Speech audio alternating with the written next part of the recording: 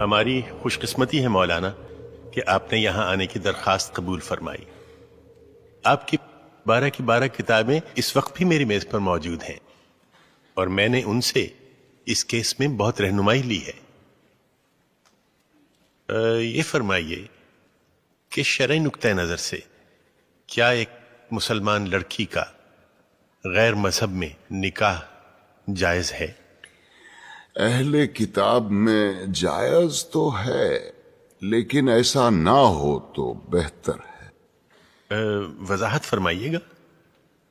ناپسندیدہ ہے خدا کی نظر میں، لیکن ناپسندیدہ تو شراب پینا بھی ہے، جھوٹ بولنا بھی ہے۔ ہم شرابیوں کو یا جھوٹوں کو اسلام سے خارج تو نہیں کر دیتے۔ اس بچی کے بیان کی جو نقل آپ نے مجھے عنایت کی تھی، میں نے اسے بہت غور سے پڑھا ہے۔ اس کیس میں تو جائز ناجائز کا سوال ہی پیدا نہیں ہوتا، کیونکہ یہ لڑکی تو مسلمان ہی نہیں ہے۔ کیا فرما رہے ہیں مولانا آپ؟ اس کے باپ کا نام حسین شاہ ہے، سید ہیں۔ بس کیا صرف نام مسلمانوں والا ہونا کافی ہے؟ عیسائیوں کے ملک میں پیدا ہوئی، عیسائی عورتوں نے اس کی تربیت کی، نام عیسائیوں والا رکھا گیا، باپ نے بغیر شادی کے اسے مائیں لا کے دی، اور آپ اس پر یہ الزام لگا رہے ہیں کہ یہ غیر اسلامی کام کر رہی ہے۔ سبحان اللہ! یہ تو ویسا ہوا کہ کسی کے ڈاکٹر بننے سے پہلے آپ اس پر اعتراض کریں کہ اسے آپریشن کرنا نہیں آتا۔ تو آپ کے خیال میں قصوروار کون ہے؟ ایک ہیں اس بچی کے والد صاحب، اور دوسرے ہیں ایک محترم مولانا صاحب، جنہوں نے اسلام کی ایک نہایت غلط تصویر دکھا کے اس بچے کو جذباتی کیا اور اسے ثواب کا لالچ دے کے اس سے گناہ کروایا۔ گویا آپ یہ کہہ رہے ہیں کہ ایک باپ اپنی بیٹی کی شادی اپنی مرضی سے نہیں کر سکتا؟ صرف اپنی مرضی سے ہرگز نہیں۔ اور اسلام ایک لڑکی کو اپنی مرضی سے شادی کرنے کی اجازت دیتا ہے؟ اجازت؟ حق ہے اس کا، پیدائشی حق۔ حدیث کی کتاب کھول کے دیکھیے، ناسائی والیوم 2 چیپٹر کتاب النکاح ورق نمبر 403۔ نبی کریم صلی اللہ علیہ وسلم کے پاس ایک عورت آئی، کہنے لگی یا رسول اللہ، میرے والد نے مجھ سے پوچھے بغیر میری شادی کرا دی تھی، مجھے اپنا خاوند پسند نہیں ہے، میں کیا کروں؟ ایک لمحے کا توقف کیے بغیر آپ نے فرمایا میں ابھی تمہارا نکاح ختم کیے دیتا ہوں۔ وہ بولی بس رسول اللہ، مجھے طلاق نہیں چاہیے، میں صرف اپنا حق معلوم کرنا چاہتی تھی۔ حدیث کی دوسری کتاب کھولیے، بخاری شریف والیوم 3 چیپٹر کتاب النکاح ورق نمبر 94۔ خنسا بنت خزام کہتی ہیں میرے والد نے مجھ سے پوچھے بغیر میری شادی کرا دی تھی، مجھے خاوند پسند نہیں تھا، میں رسول اللہ کے پاس گئی، انہوں نے فوراً وہ نکاح منسوخ کروا دیا۔ لیکن مولانا آپ یہ کیوں اپریشیٹ نہیں کر رہے ہیں کہ حسین شاہ نے کس مقصد کے تحت اپنی بیٹی کی شادی کی تھی؟ اور مولانا طاہری نے تو سرمد کو، جو کہ ایک ناچنے گانے والا، جینز پہننے والا مغرب زدہ نوجوان تھا، اسے اسلامی حلیے میں ڈھال کر ایک عاشق رسول بنا دیا۔ حلیہ؟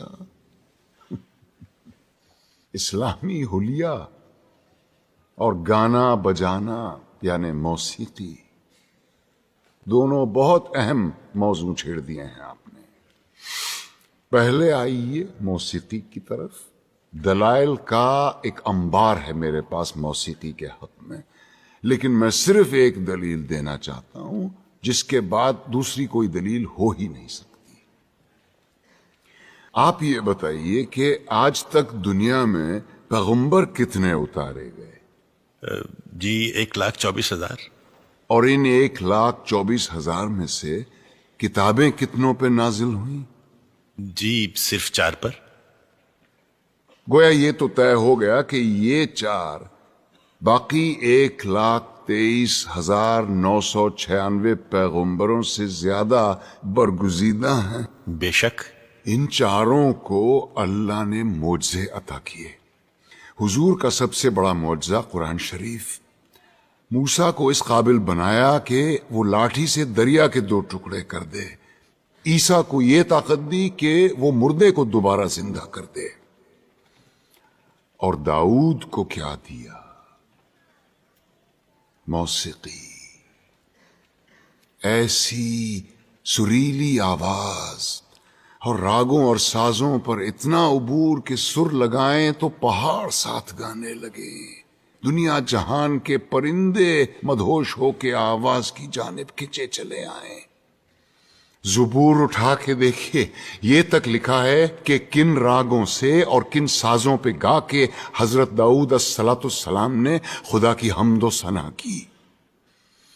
کیا یہ ممکن ہے کہ خداوند کریم اپنی تعریف سننے کے لیے ایک حرام چیز کا انتخاب کرے اور اپنے ایک برگزیدہ پیغمبر کو حرام چیز معجزے میں دے؟ کیا یہ ممکن ہے کہ نبی کریم صلی اللہ علیہ وسلم موسیقی کو حرام بھی سمجھیں اور حضرت عائشہ رضی اللہ عنہا سے یہ بھی پوچھیں کہ برات جس قبیلے میں گئی ہے وہ انصار ہیں اور انصار موسیقی کے بہت رسیا ہوتے ہیں، کیا تم نے برات کے ساتھ کچھ گانے والیاں بھی بھیجی ہیں یا نہیں؟ کیا یہ ممکن ہے کہ وہ موسیقی کو حرام بھی سمجھیں اور ابو موسیٰ اشعری کی قرت سے خوش ہو کر اس سے یہ بھی کہیں کہ لگتا ہے تمہارے گلے میں تو داؤد کا ساز رکھ دیا گیا ہو؟ اب آئیے حلیے کی طرف. آپ نے کہا جینس زدہ نوجوان یا اسلامی حلیہ. افسوس، صد افسوس، ہم نے معاشرت اور مذہب کو آپس میں کیسا گڈ مڈ کر دیا ہے. لباس کا تعلق معاشرت سے ہے، مذہب سے بالکل نہیں. یہ کیسے ممکن ہے کہ ایک ایسا دین جو بقول ہمارے ساری کائنات اور تمام زمانوں کے لیے اتارا گیا، وہ لباس کے لیے کسی ایک خاص یونیفارم پر اصرار کرے؟ پر ہم اتنے معصوم ہیں کہ الاسکا کے برفیلے میدانوں میں یا نیوزی لینڈ کی منجمد پہاڑوں میں بھی اگر کوئی اسلام قبول کرے تو ہم اس سے کہیں گے کہ اسلام کی تعلیمات تو ہوتی رہے گی، پہلے شلوار پہنو اور اسے ٹخنوں سے اوپر رکھو. اور یہی رویہ ہمارا داڑھی کے سلسلے میں بھی ہے. لیکن داڑھی تو مولانا آپ نے بھی اتنی لمبی رکھی ہوئی ہے. الحمدللہ، مگر اپنی مرضی سے رکھی ہے. دین نے فرض نہیں کی مجھ پہ. دین میں داڑھی ہے، داڑھی میں دین نہیں. سنت موقدہ ہے، رسول اللہ کی تھی. جو عاشق رسول ہے وہی داڑھی رکھتے ہیں. بالکل درست فرمایا آپ نے، لیکن داڑھی عشق کا آغاز نہیں، انتہا ہے بیٹے. عشق جب انتہا کو چھوتا ہے تو عاشق کا جی چاہتا ہے کہ وہ بھی دکھنے میں اپنے محبوب جیسا بن جائے. کیا خوب کہا ہے کسی پنجابی صوفی شاعر نے، سیونی مینو رانجھا آکھو ہیر نہ آکھو کوئی. کہیں ہم غلطی تو نہیں کر رہے ہیں کہ عاشق کا پہلا قدم عشق کی آخری سیڑھی پہ رکھوا رہے ہیں؟ کیا وجہ ہے بیٹے کہ اتنے لمبی لمبی داڑھیوں والے 3-3 4-4 حج کیے ہوئے حاجی صاحبان اسمگلنگ کرتے یا جھوٹ بولتے عام نظر آتے ہیں؟ وجہ یہ ہے کہ مجھ جیسے ناسمجھ عالم سارا زور داڑھی رکھنے اور شلوار پہننے پر ہی دیتے ہیں. کہیں ہم غلطی سے عاشق رسول کے بجائے عاشق ابو جہل تو نہیں پیدا کر رہے ہیں؟ کیونکہ داڑھی تو ابو جہل کے بھی تھی، لباس بھی وہی تھا جو رسول اللہ زیب تن فرماتے تھے. ترتیب الٹی ہے بیٹے.